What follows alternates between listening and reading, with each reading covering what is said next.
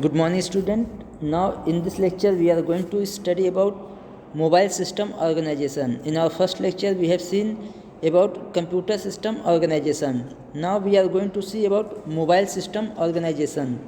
Now, let's see it with with this diagram. Now, if we are going to see this picture, first is your display subsystem. Display subsystem includes touch sensitive interface, keyboard and display screen. That means display screen is responsible to display your display interface. That means display as a monitor screen of computer system, and keyboard is allow you to type or write something on your mobile system. Next one is your camera unit. Camera unit is used for image processing. You can take input and you can display the output. That means in the form of image. Camera unit is used to process the image. Like you can take picture and you can also take the input in the form of image. Now our second component is our CPU. In mobile CPU there are two parts: communication processors and APU, application process unit, and your GPU, graphic processing unit. Now first of all we have to see about communication processor. Communication processor includes two things. First one is your ADC and second one is your DAC. Now ADC stand for your analog to digital converter, and DAC is your digital to analog converter. This is your part of audio subsystem. And next one is your RF transceiver, which includes with SIM. SIM is the subscriber identity module. RF transceiver is used for the receive the radio signal and manage the radio signal. Like you can manage all the radio signal like 2G, 3G, 4G, LTE, etc. And the radio signal management unit is responsible for connecting SIM off to the base stations through radio signals. Now our next one is APU, application process unit.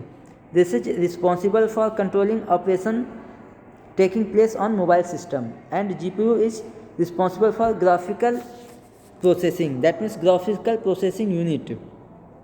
You can understand it with the graphical user interface as a GUI system. This assists the CPU by handling the visuals and graphical visuals. Now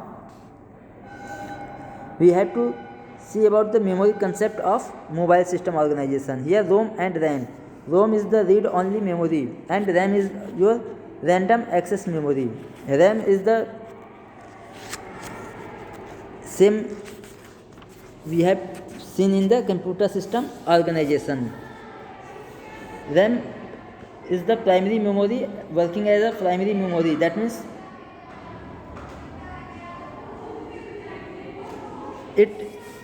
the RAM is much and more responsible for the speed and your efficient working of mobile system. If your RAM is of the less storage, then your mobile system is not going to work accessing very fast and efficient. And ROM is all read only memory. This is the basically flash memory or electrically erasable and programmable read only memory. And RAM is your volatile in nature. That means it loses the content when the power is going to off or mobile is switch off.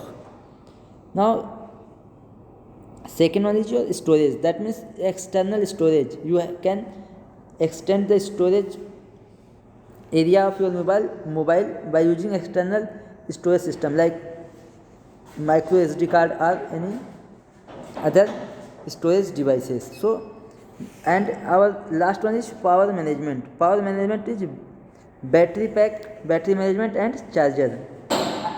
This includes the efficient use of power. That means if your mobile system is going to consume less power, then it works efficiently and durable. Now, to manage the power, to use less power, the mobile is based on SoC, system on chip system.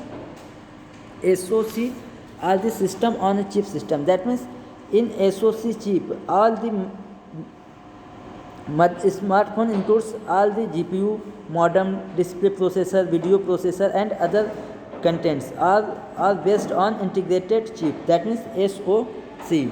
Now this is the complete mobile system architecture. You can have clear idea about each and every component of mobile system organization. So thank you for watching.